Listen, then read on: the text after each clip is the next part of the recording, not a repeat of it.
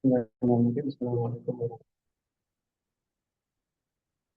wabarakatuh teman-teman sekalian. Pada kesempatan kali ini saya akan mempresentasikan tugas dari kuliah manajemen teknologi inovasi kelas F, yaitu paper review dengan judul Design Thinking from Empathy to Evaluation. Sumber ini dari F ya, Foundation Robotics, Springer Singapura. Untuk mata kuliah manajemen dan teknik informasi kelas F ini diajar oleh Dr. Insinyur Nini Fajar Pusita MM. Daftar isi untuk presentasi kali ini yang pertama abstrak, kemudian rumusan masalah, tujuan pustaka, metodologi penelitian, hasil, dan bahasan, kemudian terakhir kesimpulan. Baik, yang pertama abstrak, bahwa judul yang diambil dari paper ini mengacu pada buku yang berjudul Foundation of Robotics, A Multidisciplinary Approach with Python and ROS. Jadi di bab ini memperkenalkan metode dan pendekatan dalam design thinking yang digunakan untuk desain robotik. Jadi dalam tahapan desain thinking ini meliputi empati, ideasi, serta pengembangan prototipe untuk menguji dan mengevaluasi konsep serta solusi terhadap berbagai permasalahan yang telah diidentifikasi. Sekarang untuk rumusan masalah dan tujuan penelitian, rumusan masalah yang pertama yaitu kebutuhan akan design thinking dalam bidang robotik semakin menjadi katalis di dalam otomotif digital. Yang kedua, bagaimana penerapan design thinking dari tahap awal, yaitu perancangan sistem robotik, sampai tahap akhir, yaitu implementasi ya.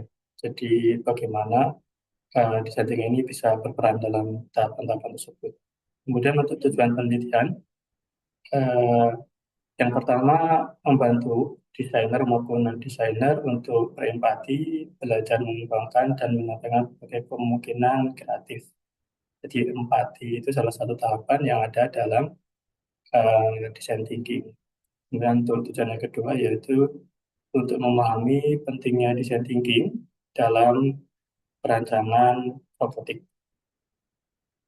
Nah, tujuan pertama yang pertama adalah pengertian design thinking. Design thinking pertama kali diperkenalkan pada tahun 1960-an, eh, berakar pada pendekatan untuk menghadapi masalah yang kompleks atau mixed problem.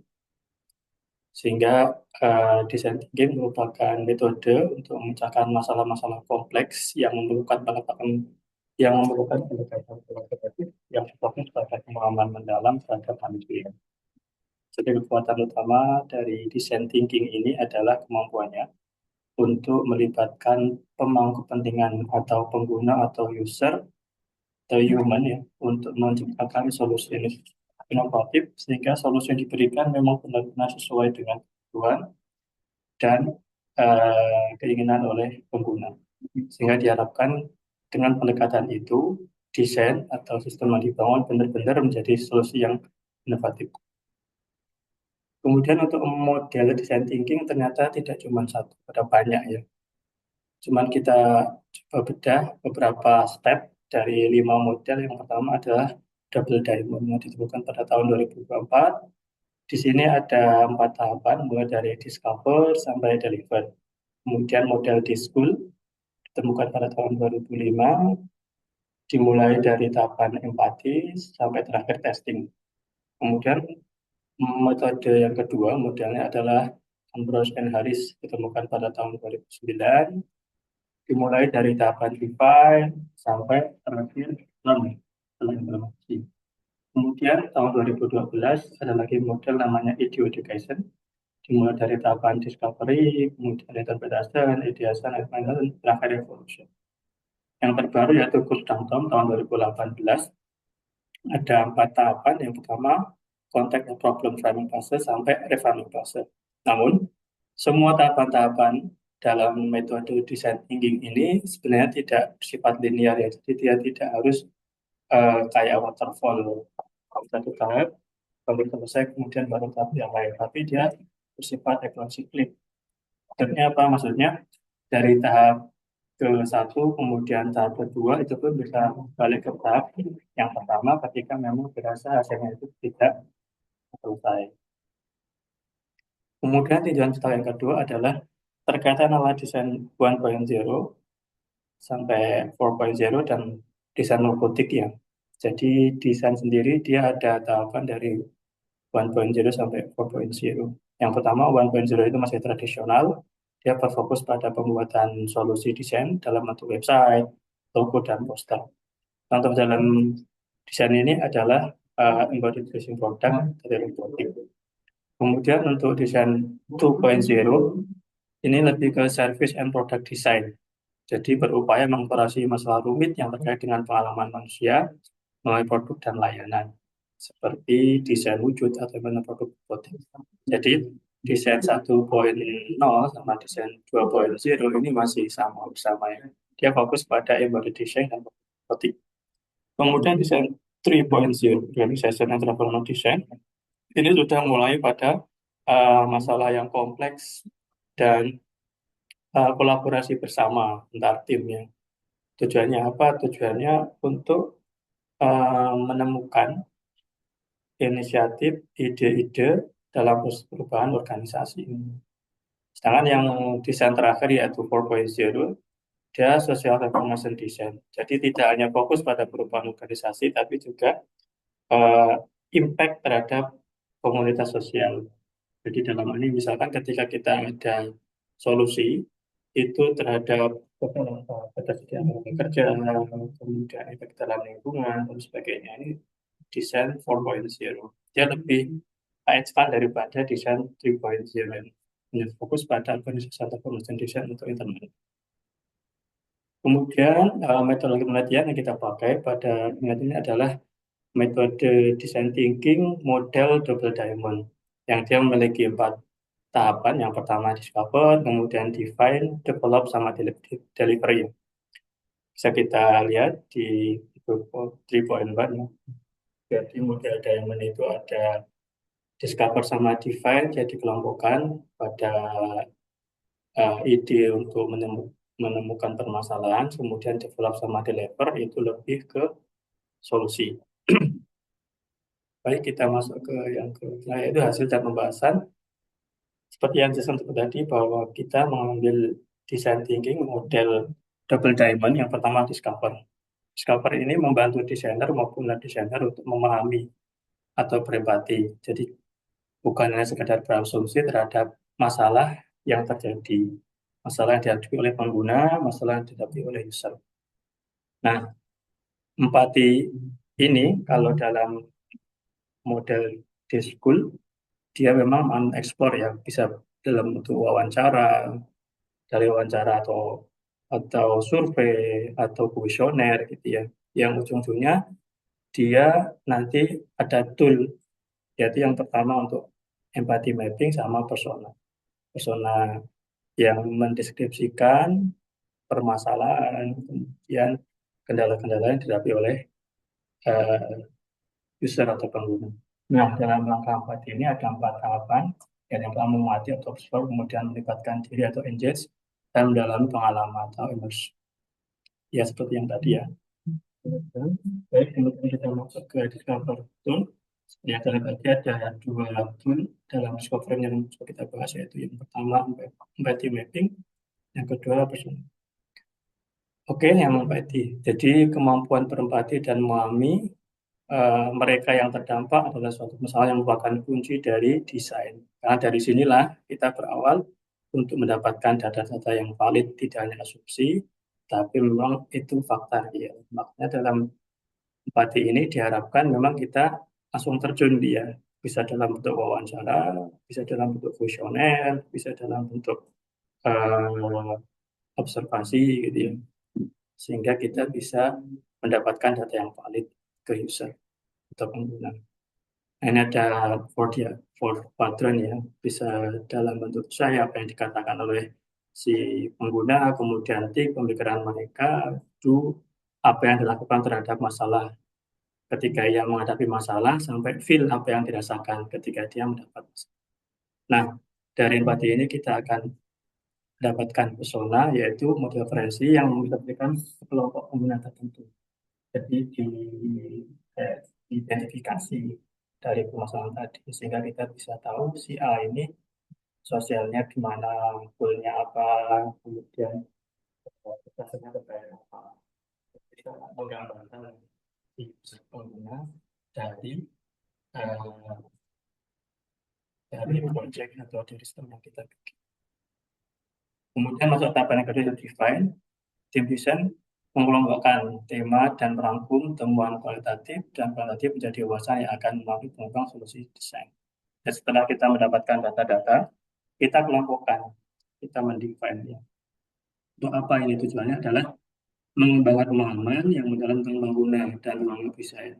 Kemudian berdasarkan wawasan yang dalam tadi, kita akan tahu perilaku dari si pengguna, si user begitu ya.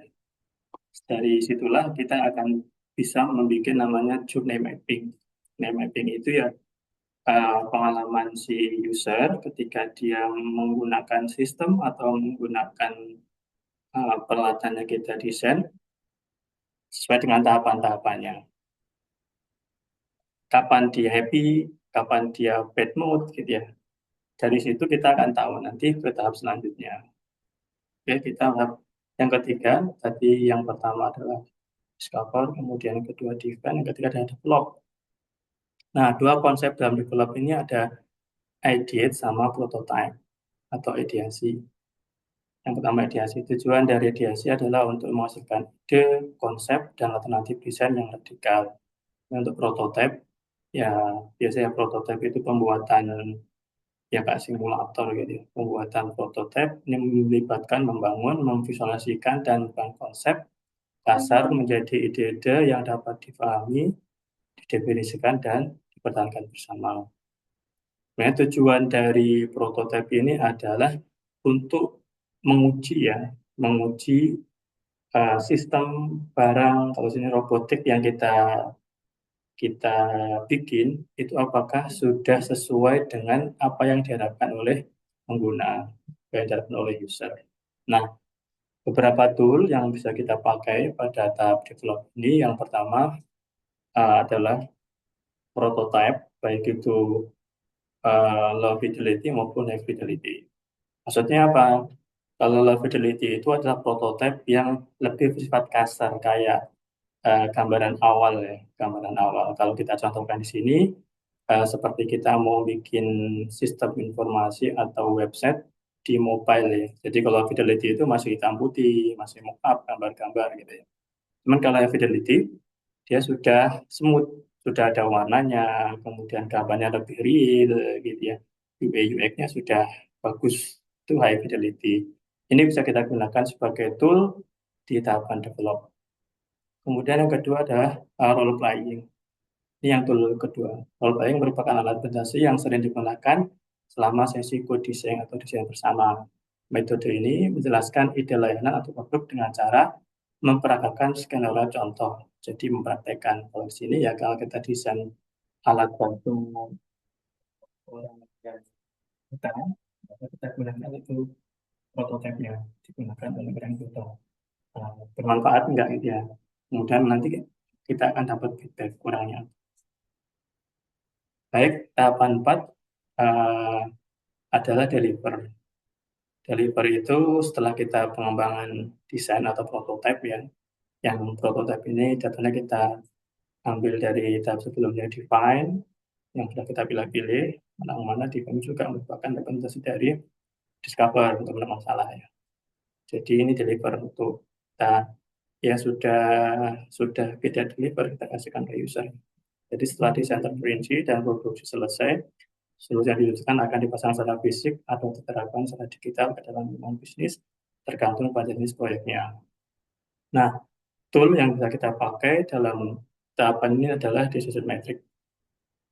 Jadi seperti ini gambarannya decision metric. Decision metric adalah alat analisis untuk membandingkan dan mengevaluasi pilihan terbaik di antara berbagai opsi, mulai dari mode pengembangan. Kita yang telah mengembangkan beberapa prototipe desain, tentu terdapat beberapa faktor yang perlu dipertimbangkan ya. Jadi dengan materi keputusan ini kita bisa milih mana yang kita pertahankan, mana yang harus kita buang, gitu ya. Jadi ada beberapa kriteria, kemudian kita pilih option 1, option 2, option 3. Mana yang kita akan lanjutin, mana yang perlu kita revisi, bahkan mungkin bisa kita buang. Baik, kemudian kesimpulannya dari beberapa tahapan tadi, metode design thinking model double diamond. Yang pertama, design thinking adalah proses iteratif yang mendorong proses empati, kemudian kolaborasi antar tim, antar anggota tim, dan pembuatan prototipe. Yang kedua, pendekatan dalam design thinking membantu menghasilkan desain yang berpusat pada pengguna, atau human ini ya, human center, untuk mengatasi masalah yang kompleks problem di masyarakat. Yang ketiga, eh, design way of thinking merupakan salah satu dari design thinking, dan seperti yang disebut tadi bahwa desain itu ada perkembangan dari 4.0 sampai 4.0, memberikan konsep, memberikan konteks bagi masa lalu, masa kini, dan masa depan, terutama dalam bidang robotika yang berkaitan dengan baterai. Yang keempat, kesimpulannya adalah dalam bidang robotika, design thinking memungkinkan praktisi dan peneliti mencari peluang untuk menemukan, mendefinisikan, mengembangkan, dan menyampaikan nilai kepada para pemangku kepentingan. Berbagai referensi yang digunakan dalam paper ini. Demikian presentasi dari saya, Junaidi, kelompok 2. Terima kasih. Assalamualaikum warahmatullahi wabarakatuh.